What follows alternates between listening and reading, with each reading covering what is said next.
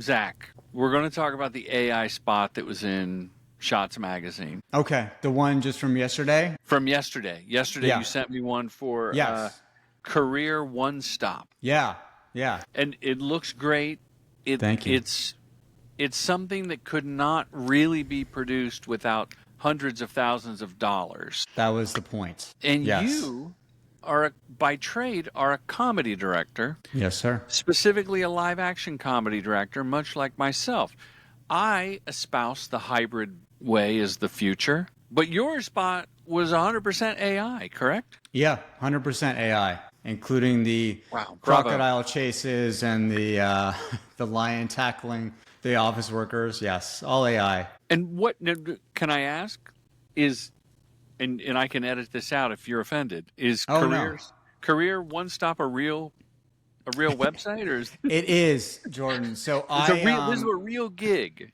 no, it's not paid. Okay. It's not a paid gig. It is a real place. It's a spec spot. It's a spec spot, and what Are I you did, cool? Are you cool with people knowing that? Because that's what listeners want to know. Like, yeah. is Zack Seckler, and you can learn more at zackseckler.com. Is Zack Seckler getting paid to sit in his underwear using his tokens to generate commercials when he could be out shooting on a set?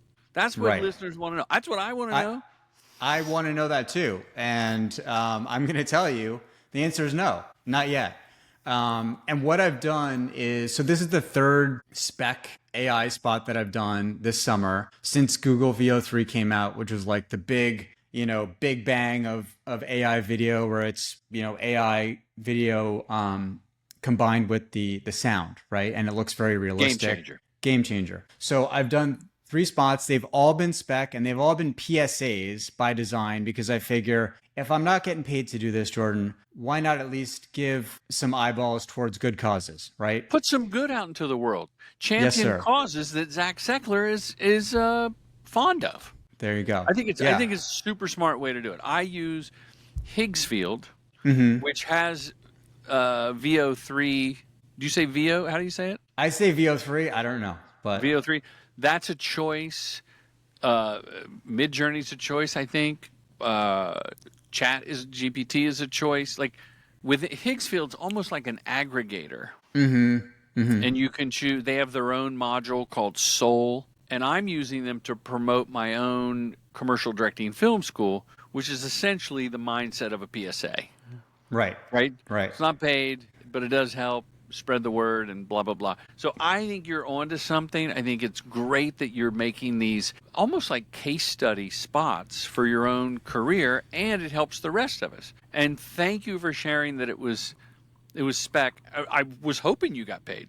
Right? So I was was hoping, I. like, So was go, I. brother. Go. Get that money. You know what I actually did, Jordan? What'd you on do? this last one, the first 2 I didn't. I just put them out into the world. This last one, I felt like it was the best one yet, and I thought that it was just ripe for a brand like Career Builder or Indeed or Glassdoor, any of these. So I did reach out to some CMOs. Didn't get one reply. I was hoping that maybe there'd be, they'd let me put their logo on there. The reason I didn't just do that without permission is because I think there's so many feelings and emotions around AI right now in general.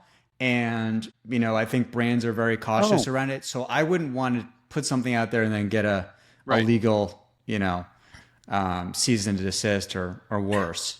But I did try in this last one. I think this is going to be the last spec one that I do, though. Just because I think it proves you can do it. That was the point, right? Yeah. Interesting. I really respect your respect towards these brands. It's like I was promoting a psychedelic mushroom product that had sponsored some of the episodes recently.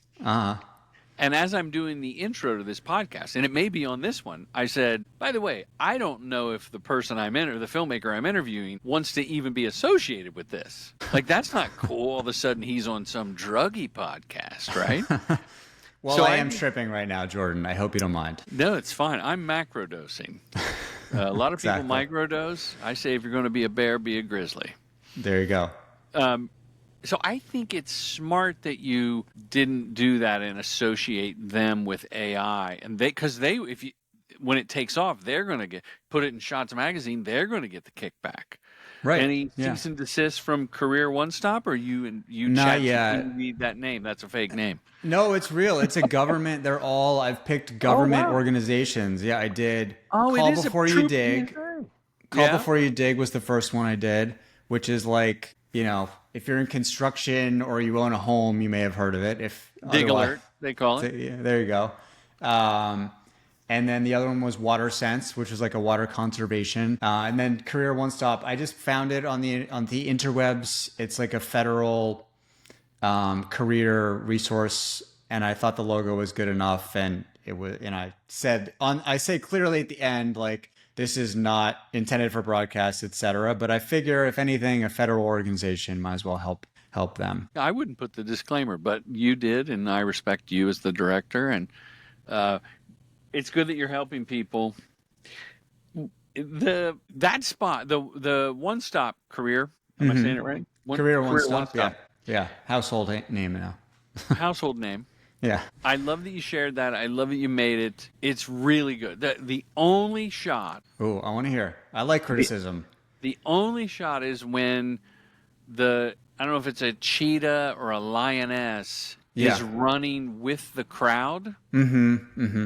And I'm like, it's a little CG. I didn't think it was AI. I was like, oh, that's like a CG. Just the blend of the two. And I'm being critical because it's a podcast. Yeah. I haven't made anything nearly as cool as you, so I'm not trying to poo-poo. No, I agree with you. Interesting. I agree with you. And like, honestly, I'm a big critic of my own work. I think every shot in there could have been better for the most part. That lion shot was just, man, I can't tell you how many hours and how much money I spent on some of these just individual shots. How many trees you killed. Yeah. How many lakes Hopefully you it dried offsets up. with the PSA, right? Right. That's the idea. But that was the best I got. And I just thought it was such a fun moment. And I'm like, if I'm going to go, you're going to go big with this whole idea of career migration and office workers in a migration, wildebeest migration type of environment, you might as well get a big predator moment to pay off at the end, right? It's called a predator moment. Yeah. But here's my twist, because I kind of set you up for the compliment. First, I give the credit. I raised a lot of kids. First, you criticize and you soothe it with a compliment, and I mean this. Two things. One, the end shot where I think it's the same lioness or a puma is licking a shoe, implying that they killed someone, is hilarious, looks amazing, and you couldn't train. That's what AI is for. You couldn't train a big cat long enough to do the one shot, and then you'd have to comp it in on a big rock like that, like the Lion King. What's the rock in Lion King? Pride Mountain. Yeah, it's that kind of vibe. So that is a huge compliment. The people look great. The crocodiles look great mixed in with the people. But not unlike an M&M commercial where those those frisky, ornery M&M candy people are roaming the streets with regular people. Yeah. I don't think a spot like this has to look real all the time. I agree. Right? Is there a sort of a magical realism get out of logic free card that we can play? So I loved it, but I wanted to ask about that shot because I wanted to hear your thoughts. Yeah, no, I mean, I think that it's interesting too, because the reaction I've gotten, a lot of people ask, like, is this AI and is it all AI? And if you take any of these spots and you really blow it up, like, so most people are looking on their phones, or they're looking at like social media within a web page. So it's pretty small. It's not like a full 1920 pixels wide, right? So if you actually blow it up, if you blow up to 4K, it looks awful. It's kind of like a mirage. Like I say, it's kind of like a desert mirage. Like, it looks beautiful from afar, but you get up close and it's all just sand, A good analogy. Helen, write that down. Thank you, Helen. So, I don't think it has to be perfect. And I think at this moment where the technology is, this is more just, for me, this has actually been a really creative process. And I started out doing, when I broke into doing live action comedy directing, I've been doing it for 6 years now. I started Oh, in wow. 2018. I started doing spec spots, right? And spec spots are like, they're amazing reps, creative reps, Sure, it's right? a calling card. Yeah, and doing a spec spot at this point in my career with live action, I don't, doesn't really make sense. But being able to play in the world of filmmaking with anything that you can imagine at your fingertips, teleporting to this African landscape and being able to play with predators and thousands of extras, it's intoxicating, in a way I think for filmmakers that is part of the reason that we got into filmmaking. I mean, there's a huge other part that we're not getting. Oh, I'm by myself on my laptop.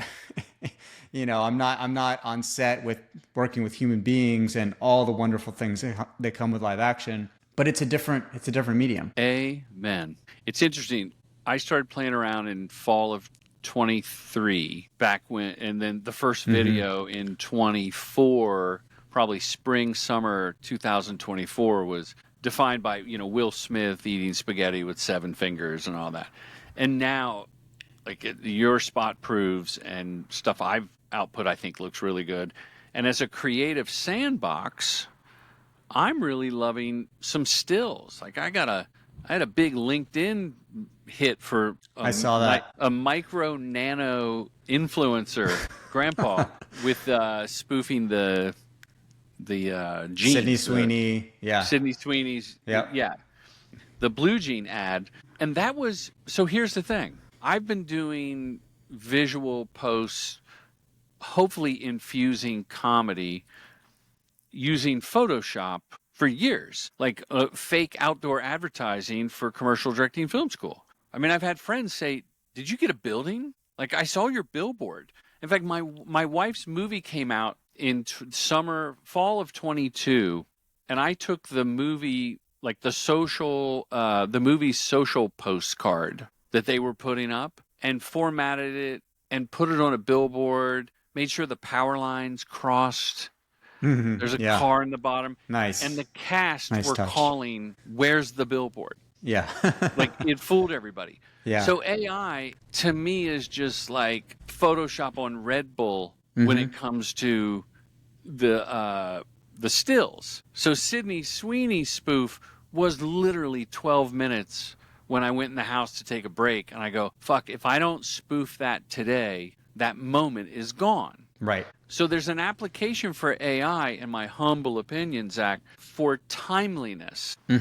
Yep. For quick output. And agencies that are building their own in-house AI production units are, I mean, the juggernaut, and I haven't seen what he's done with AI, but Ryan Reynolds was able to spit out live action commentary in the form of a spoof ad or something, or him talking.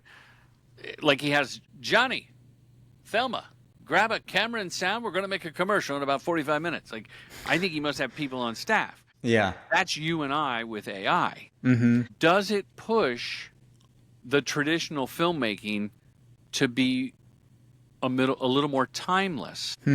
Interesting. And then there's another question, and I'll shut up. One of my favorite spots of yours is for Dollar Shave Club. And a guy walks, for the listeners, I'm going to post it at jordanbrady.com. Or you can go to Zack's. What is your website? ZackSeckler.com. ZackSeckler.com. We keep it simple for you, folks. Try. People put the long names. Come on. The Dollar Shave Club spot is so well executed with taste, high production value, comedy. I think it's a minute, right? Or more? Yeah. Right? There's cut downs, but yeah. A guy walks into a speakeasy. He has to say the right word. It's funny. Finally, a guy behind a desk drops straight down, pops straight back up with a robe and something else. And he goes, "It's for shaving your balls." So already we're laughing, but in this stylized, not overly hyper real, just a stylized world. What's my point? When's he going to shut up? I don't know how AI, I think there's something so wonderful, and there's a quality as I rub my fingers together that I can't put my name on it, that resonates with other humans that's funnier because it's real humans in a real world, and that's a real set. Mm-hmm. And maybe in a year, VO7 is going to do that. I'm having a hard time envisioning the craft that you put into that. So the question is, will AI become delegated and relegated to doing quick turnaround, fantastical, go to Africa, do something you couldn't do naturally, and then these are masterpiece theater over here? Right. Yeah, I think. Long jump. Well, first off, thanks for the kind words about the Dollar Shave Club spot. Yeah, That's I did that in December of 2024, and it's definitely my favorite spot that I've done so far. And it's particularly meaningful because, first of all, I'm such a big fan of the original Dollar Shave Club. That launch video that that everybody knows, that really put the brand forward, and it's like a case study for viral videos. And they contact Lucia. I don't remember the director. No, she did Broad City. She is the creator of Hacks. Oh, really? I tried to sign her. Hacks. Yeah. She just like rolled her eyes at me. Well, it was particularly meaningful because it was a direct to client spot, and I had they welcomed me into the creative process early. I had a big part in writing the script for that. And it was very much, I mean, everyone says collaborative, and everyone says collaborative, but this was so collaborative. Our ideas were like melding on everything. They trusted me for locations, DP, the lead cast, like everything. And it wasn't because they were just like, oh, let Zack handle it. It was because we all were on the same page. So that's great. Is it the same guy who's in the launch videos? He's still around, or he's sold out? And he made like $1 billion. He made tons, yes. oodles of coin. Yeah. But anyway, so thank you for that. I think to answer your question, I think that where AI in the short term, and I think we can only really think short term with AI because who knows what's around the corner, right? Sure. But I think that the more, to think of it from the perspective of the advertiser and the funnel, right? And having the top of the funnel spots are the things, the bigger broadcast spots that are setting the tone for the brand and live on for several months. And they're what get the big bucks, right? In terms of investment from the brands. And then you have the bottom of the funnel, like the buy now, this is our deal of the week Pizza Hut thing, right? Sure, like a retail spot. Yeah. So I think those bottom of the funnel spots are at the greatest, are the lowest hanging fruit for AI to come in on that territory. Agreed. Because it's less about the overall creative vision. It's more just about, this is our offer of the week type of thing. I do think to what you're saying, there's an intangible quality to seeing human beings on a screen. There's the nuance of human performance, and add down and a drop down list from there of everything you get with live action production, right? How a camera actually acts in real space, the parallax of movement, all these small things that the eye does pick up. And again, like I was saying about the Mirage, if you take one of these AI spots and you look at it on your 4K 70 million inch TV, it's not going to hold up, right? So not ready for the Super Bowl party on the big screen that I just brought home from Costco. Exactly. So I think that those spots are going to survive. And first of all, fingers crossed, I hope that the amount of live action production stays the same or goes higher. We're both directors. We love being on set. We love working with people. We love everyone having jobs. So, not to think about this in a way that's callous in any way, but, thinking of having used these tools and seeing what they're capable of, I think basically some of the more kind of throwaway ads that don't have a long lifetime are going to get kind of swallowed up in the next. I hope you're right. I shot yesterday, and for time and money reasons, we duplicated one set. And we changed the set dressing, but it's clearly the same wall and desk. Computers and plants and photos and everything are different. But it's still the same thing. Now, they'll never, as I told the client, they'll never air back to back. They're two separate spots, except at the award show.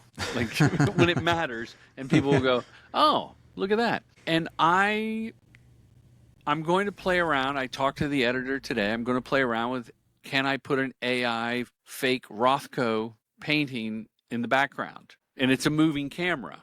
And then secretly, the DP and I shot a locked off shot. Well, not secretly. We told everybody we were doing it. But I didn't think for that reason. Now, in hindsight, I'm like, well, if we open on the locked off wide shot, we could establish the painting. I can put it in and boom. And I'm not going to get into copyright and all that because I'll chop it up enough to make it original. Mm-hmm. So I think that's a great application of AI, is to add, and people are doing it. I might have given a shout out to this agency in San Diego the other week, Raindrop, and they show up in my Instagram feed where they're shooting vertical on a television, putting two actors really close together. And then, Zach, they use scene extension with AI. Mm-hmm. In fact, yours truly, before this Zoom, this podcast, Zach, I took a spot from 2019, pre-pandemic, and it was a bonus bit that I shot with the agency that they never finished. So it says like Ontario Jeep. And so the end shot has a local dealer when it should just be blank, and you see Jeep and Chrysler and all that. That's so easy now. I mean, literally, I just generative fill in the space, mask it over. AI soon will be built into Premiere, like After Effects or DaVinci, whatever you're using, and we'll be able to modify film. So this is that hybrid thing we're talking about. Yep. Hey, we can't afford a kangaroo. Just leave a little space, camera left, and we'll draw in a kangaroo. So now, the animal trainer, my friend Judy at Bow Wow Productions right now listening. Judy, I love you. Maybe kangaroo sales drop. Yeah. Comedy directors will take a hit. There was another example. Oh, like for the bit yesterday, the previs with AI had a couple people I showed going, did you already shoot that? It was it was like a product shot. And so I could see product shots maybe going the way of AI. And Zack and Jordan are in charge of being the connective tissue from live action to AI. So all this investment you're doing now is going to pay off. Yeah, we'll God see. Willing. We'll see. I think there's a lot of, what you're talking about is right on the money, and I think that ideally, like where we see AI really making an impact in live action or in advertising is within broadening the scope of what's possible with live action, right? In all the ways. Yeah. Go ahead. No. Just in all the ways you're talking about, like budgets are what they are, right? Their brands need to put out more content these days, more spots. So make that budget go farther with the scene extension by having an opening shot that's, you open and we're in the 1800s and then you go into the saloon and the saloon is all shot in one location one day. You can do it, but it makes the scope, the world feel so much bigger and the creative really land that much more. That's a great one. Random question. Did you ever get young Liam Neeson? You ever get that one? I have not. No. I think you have Liam Neeson eyes. Yeah. But I'm excited to see the new Naked Gun. I've heard good. Heard good. And I'm old school, so I have a high bar. Same here. That I hold it up to. I think we've crushed AI. We've talked about that for a half hour. Any final thoughts on it? Like, I think you really nailed it. Final thoughts on AI. I will. Here's what I would say is to, folks that are listening that are scared, that are fearful. The crew are scared. I tried to quell their fears. Well, I'm talking about. All I know is directing. I don't know anything else. So I'm talking to directors. And what I would say is it's not a time to be fearful. I think it's a time to be proactive and to play with the tools. You look back at DSLR, coming in, you look at, it was a revolution. I mean, you look at the typewriter, like, try the typewriter. You've been writing cursive for a while. It works. There's this new technology out. Just try it. And I think when you try it, you'll see that there's less to be scared of because it still really comes down to taste and the taste of you as an individual. And that's something that you really can't generate. So that would just be my one little little piece of advice for anyone listening, because that's what partially what motivated me to do this is I was scared as hell when VO3 came out. I mean, I was shaking in my boots, and I was just, I was like, I got to see what this is about and and explore it. And that kind of made me less fearful. But I know there's a lot of fear around this technology, so that would be my advice. That's a good wrap up. I'll just beat the dead horse then. I sent my son, Ben Brady, a talented cinematographer and director in his own right. Somebody had posted a highly realistic photographic picture done in AI, and then you swipe, and there's the lengthy paragraph prompt. Mm-hmm. And it's got your f-stops and your lenses and your, it's got a lot of tech talk in the prompt to get that realistic look with dust and texture and everything, so that the skills for the cinematographer are going to translate.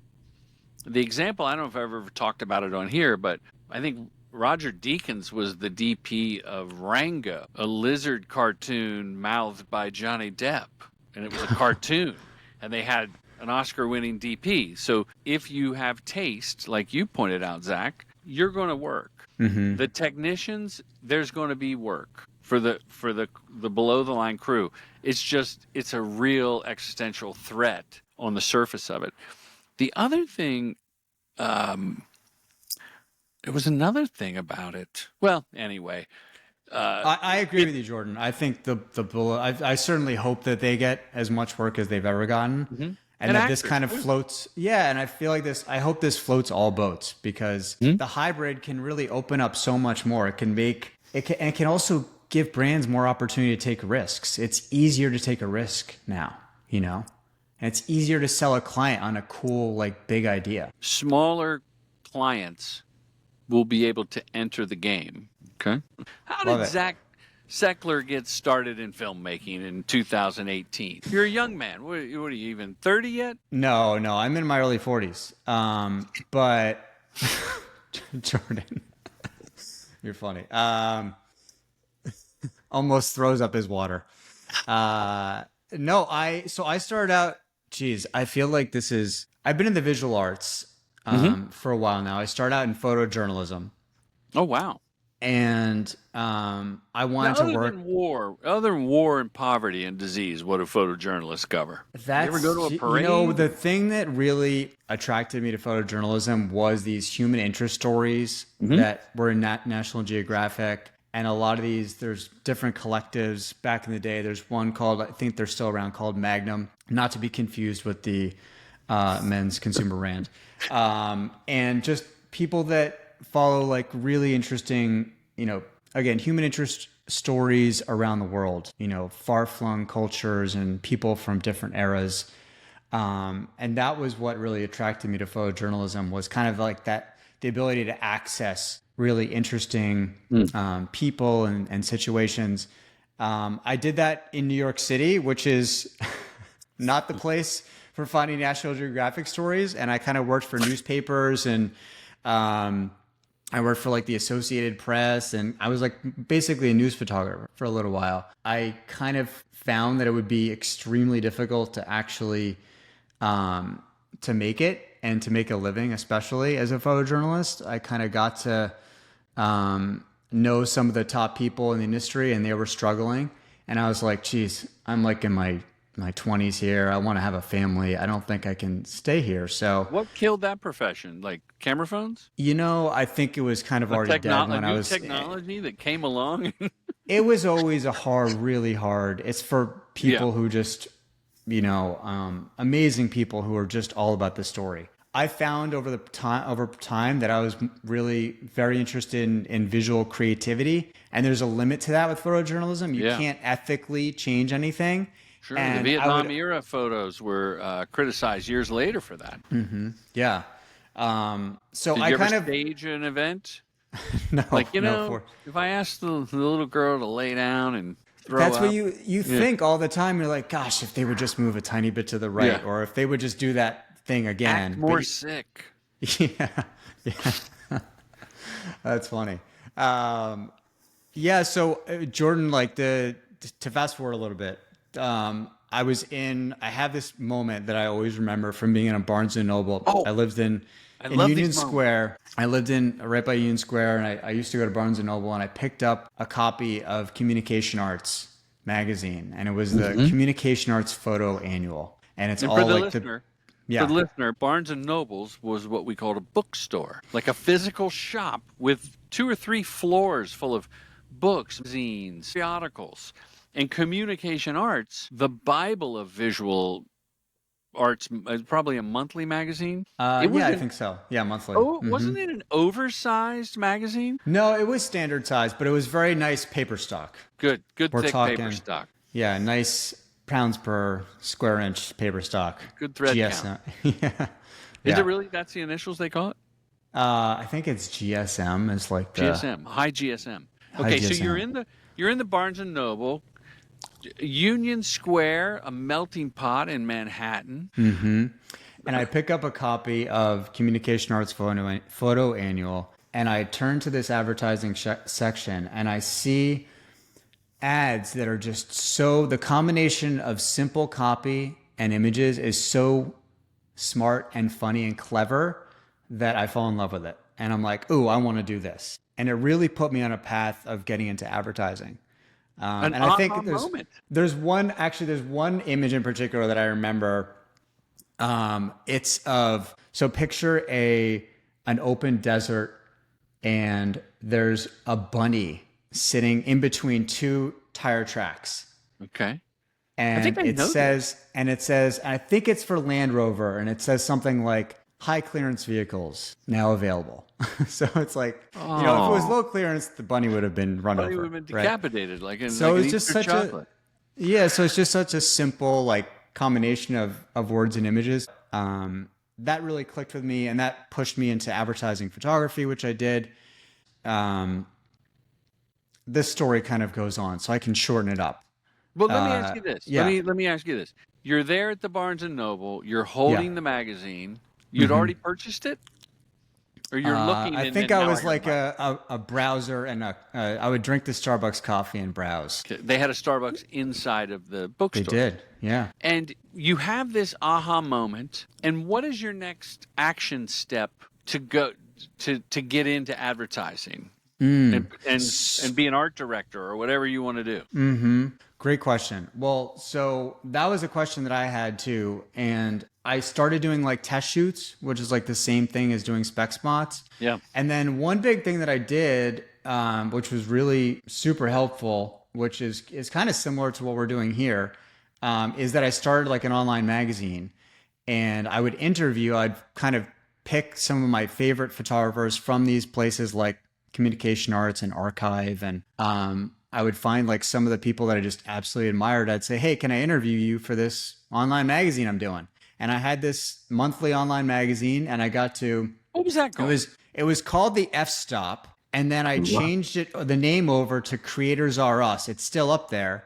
I'm going to look at it. And I ended up... That was also how I got into directing too, or I learned more, is I reached out to directors. I interviewed Jim Jenkins, Ryan Buckley, David Shane, list goes on. And that website is still up. I haven't added to it in a long time. How did you just reach out? Yeah, just like you reached out to me, I love it. I reached out and it gave me, it was a win-win because it's free information for people in my shoes. And I get to ask any question I want about, hey, how did you do this shoot? How do relationships work at ad agencies and all that stuff that is, especially at that time, this is over 10 years ago, was just completely opaque. The process was so hard to figure out. That was the really reasoning behind this. A lot of it was, why are people gatekeeping? Why should someone go through the same trials and tribulations that are just basic knowledge? And YouTube, I think, was a big influence, right? Yeah. For me, like, if people are just putting their info out on YouTube, it's not hurting them to share. Yeah. And you were just inquisitive. Ryan Buckley was on this podcast. I was a little nervous going in. He was the nicest guy, shared so freely. Now, Davey Shane, I heard that one. He has passed. Was it okay? It was great. I listened to it. It was a long one, right? It was a long one. Might have been two-parter. I don't know. Was it two-part? He had a spot. It was in the last couple months. Yeah, it was like it was in the June. Yeah. I asked him why spots on his reel from years ago, decades ago. He goes, because I think they're funny. I like the work. So the fact that you point out that the Dollar Shave Club is however many years old doesn't matter. It stands the test of time. Absolutely. Yeah. So you do the creators are us. Mm-hmm. You branch out from photographers to directors. Mm-hmm. And then this dream of being like a advertising photographer, art director, but I like copywriting and I like the witty phrases. I should be a director. Or did you make a pit stop in agency life? I didn't make a pit stop in agency life. I would, in another lifetime, I would love to work at an ad agency. Every time I'm working a new job with a set of creatives, I feel like they're my people. Like they're nice folks. They're great folks, and I just love the whole idea of it. I think it's such a cool. I think what we get to do is pretty cool as directors, but I think just the whole idea part of it is so attractive to me too. But no, I didn't. I just went from, and I still work as a photographer. Yes, I've saw that on your website. I still do like national, global ad campaigns. These days it's very much intertwined with live action a lot of the times. I try to remember what I don't know if there was an exact Barnes and Noble moment for me, but I think there was a time when right around 2010, when the magazine started folding, right after the financial crisis. Oh yeah. Who had the spare cash to buy your zine? Yeah. Was it free? It was free. It was free. Oh, okay. Yeah. It was a time where I think the Canon 5D was coming out too, and there was this move to motion, and photographers were being encouraged by their reps to, hey, you should like do some cinemagraphs or shoot like little little clips of things. And I was like, oh man, like this isn't why I got into photography. Like this isn't very interesting. But slowly, and so I didn't really do that. But over the years, I kind of started looking at like commercials in a different way. And I started noticing some spots like the David Shane spots, the Harold Einstein. I was like, gosh, these Geico spots are pretty funny, you know? Harold Einstein's one of my favorite directors. Me too. Also turned me down to be on the podcast. Still one of my favorite directors. He turned me down too, Jordan. I asked him for his... he just, he does a broad sense... He has a broad style of comedy, and effects has evolved with effects to use them. I would think he would love AI and the hybrid technique that we've talked about. Yeah, it'll be interesting to see if he does anything in space. Yeah. Did you say in the space or in space? Oh, I guess because you could literally now that do we're something talking in about space, it. you know? Yeah. So anything's possible. You fold the online digital zine. Your reps are saying shoot some motion. The cinemagraphs didn't last very long. I mean, I always thought they were cool. The first one I remember was like a fire hydrant and the water's coming out, but every kids are static. Frozen. Yeah, I remember that. Remember that one? That was but they've gone the way of the NFT and the pet rock and the digipets. Like, it didn't last, in my opinion. Maybe they're still around, right? Now they're just GIFs. What's your dream project? Zack Seckler's dream project. I think that could Dollar be a Shave film, book, could be a haiku, could be anything. I think right now, I'm really focused on comedy advertising at the highest level of creative. Yeah. I think that Dollar Shave Club thing I did back in December, that's the high watermark for my reel so far, and I want to do more work like that. So that's really it. Like I love project-based work. It works so well with just my DNA. I love getting completely obsessed with one thing for like a month and then moving on. Yeah. Yes. And Jordan, like it's interesting because, I told you in person, that, When we hugged at the Shoot when New we, Director Showcase. yes, I think when it we was had our embrace. 2023. Maybe it was. Maybe I it think it was a was. couple years ago. Okay. All right. Was it in New York? It was in New York. Yeah. Yeah. 2 years ago. Okay. Well, listening to your podcast, actually helped inform my opinion about, geez, like, oh, TV, that's kind of cool. Like, oh, features, that's kind of cool. And hearing you talk about it, helped inform my decision of like, geez, episodic television, it's a whole other thing. And if you get a pilot, that's amazing. Like, that's the rocket ship. You get a pilot and it lands and it's popular. That's amazing. But outside of that, it feels like I'm pretty happy where I am in commercials. Yeah. I just want to get the best quality scripts and the weirdest, zaniest, quirkiest, most absurd stuff. Like, I want to do more of that. So that's really my dream. That's a great answer. Now, if I go to zackseckler.com and I click on contact, it's going to take me to a company. It's going to take me to a rep. Where should the listeners right now? What if there's big shot advertising guru, group creative director listening right now? She says, get me Zack Seckler. And she's on Apple iTunes, show notes, boom, clicks your name. Where's it going to take her? The contact page will... what link do I put to your name? Oh, just zackseckler.com. Okay, and then she scrolls to contact. Where's that going to take? An info? Send me a note? So I'm currently freelance. I work with lots of different production companies based on the job. I also work direct to client. I've worked in kind of like every different configuration you can imagine. I have my favorite.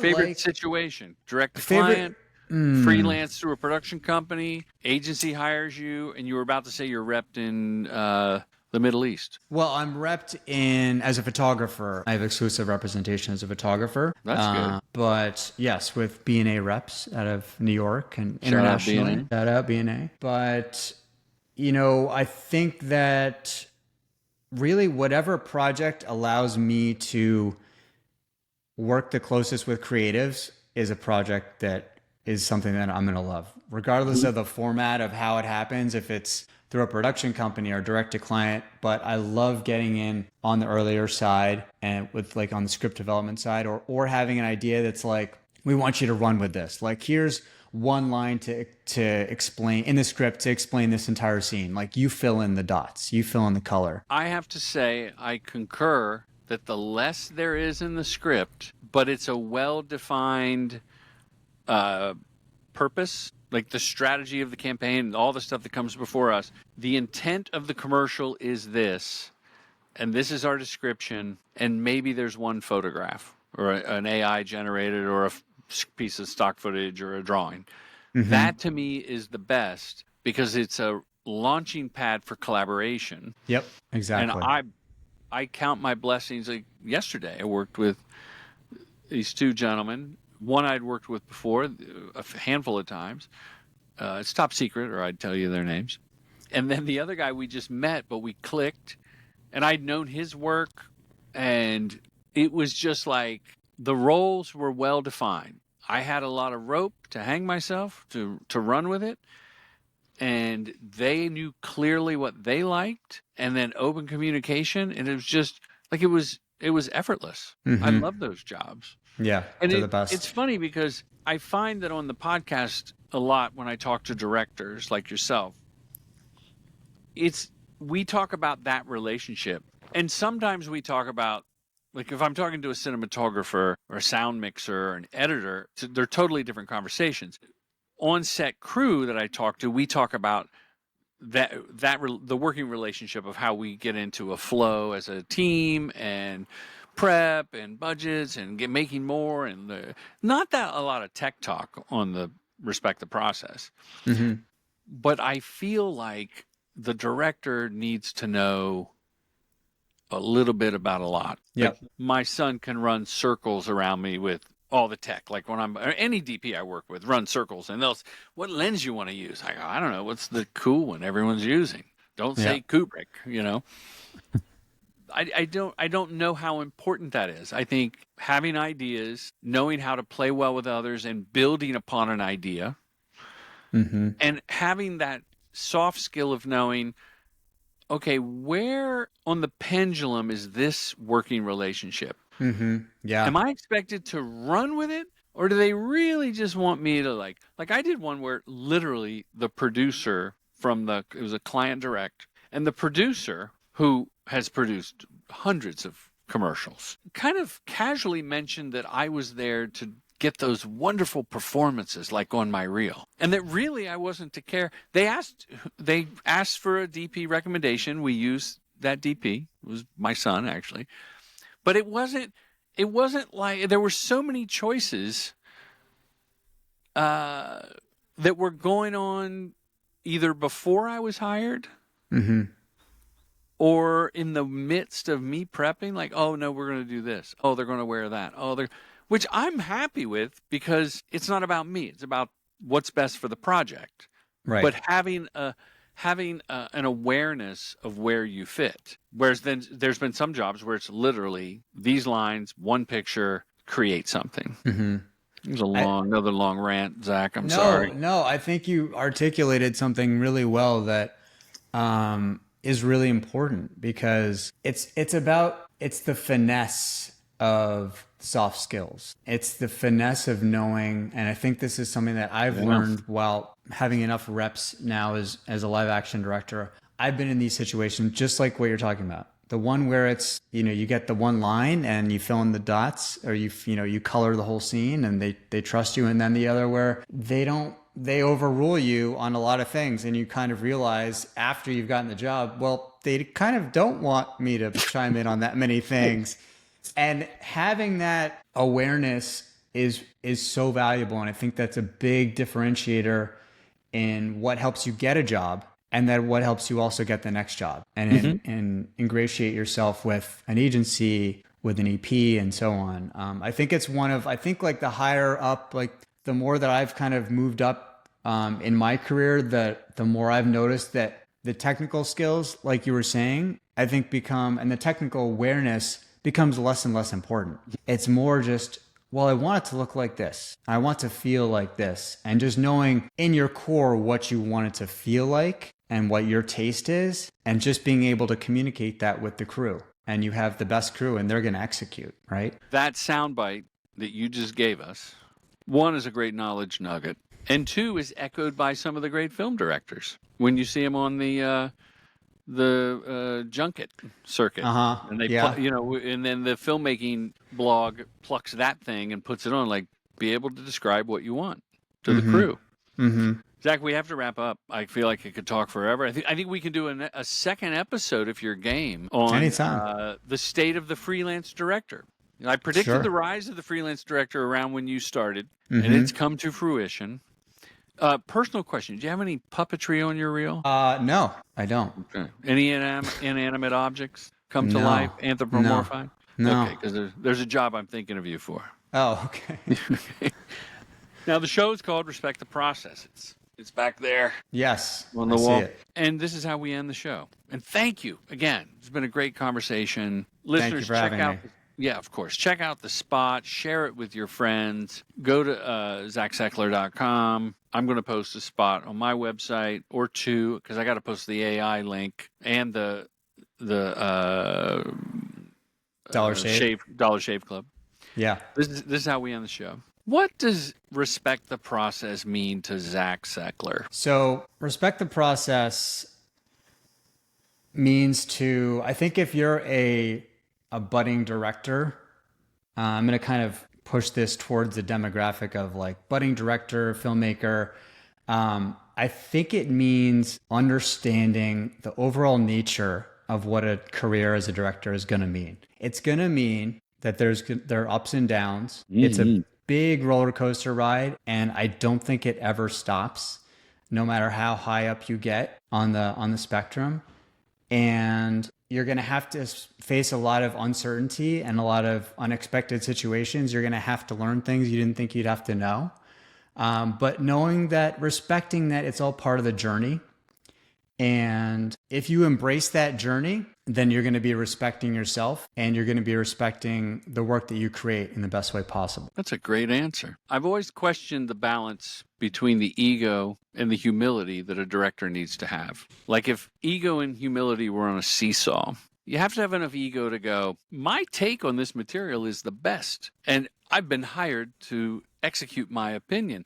But the humility says, well, there's some rules I got to play by, and got to respect the crew, and they got to go to lunch at a certain point, and things I'm asking aren't really, are they okay? Well, I'm appreciative, but my ego says I don't care how hard it is to get up to the third floor. Lug that dolly up there. We're getting the shot, right? So knowing that it never really stops. Yep. In fact, I'll say that if you realize that there's no stop. There's no like, oh, I figured it out, really? Yeah. Then you eliminate that frustration and you live in the moment. Yep. Right? Yeah. Just this morning, from yesterday's shoot, I, the director, owner of a company, took a special monitor and a camera head to Keslow Camera and dropped it off. Now, we have someone that could do it. I go, yeah, but I'm literally driving right by there. And they came back to my trailer last night. Like, that would be silly. And then I dropped those off, Zach, and I went to the edit house and handed the hard drive. And the editor comes out. She goes, you don't have to park. Just come out. I could have rolled by and handed it to her, but we stopped and talked. Like, she drive-by handoff. She didn't have to come out. I didn't have to drop it off. But why not? Why not? Just be a part of it. Do these weird things. Like, I think I've been to that camera house 4 times in the last 20 years. And they're super nice. And I know we rent from them a lot, and they give us deals when we have low budget. We spend as much as we can when we have high budgets. I'm like, why not just get in the thick of it? And if someone listening right now is in a secondary market or below, you're doing more than one job anyway, and you're getting your hands a little more dirty. And I say, amen, that's the way. That's more fun anyway. Yeah, I think there's a lot to be said for wearing different hats and coming up in a way, whether you start as a PA or in some other way, but having exposure to how hard everybody works physically on set while we're just, holding an iPad or twiddling with some papers. There's a lot to be respected there for the crew.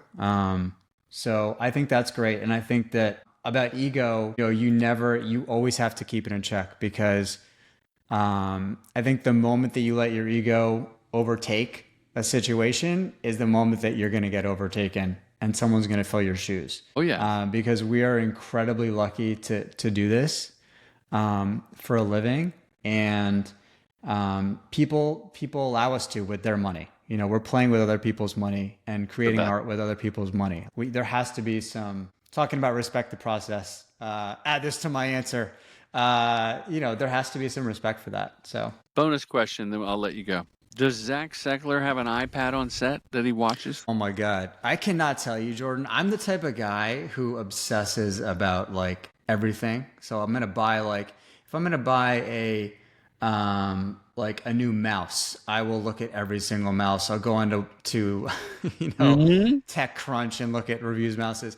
I've been looking at iPads as an on-set tool. I don't use one. I always bring a laptop, but everybody, like the first AD always has one now. The producer will have one a lot. So I've been looking at all the different configurations, and I think for my next shoot, I will. Wow.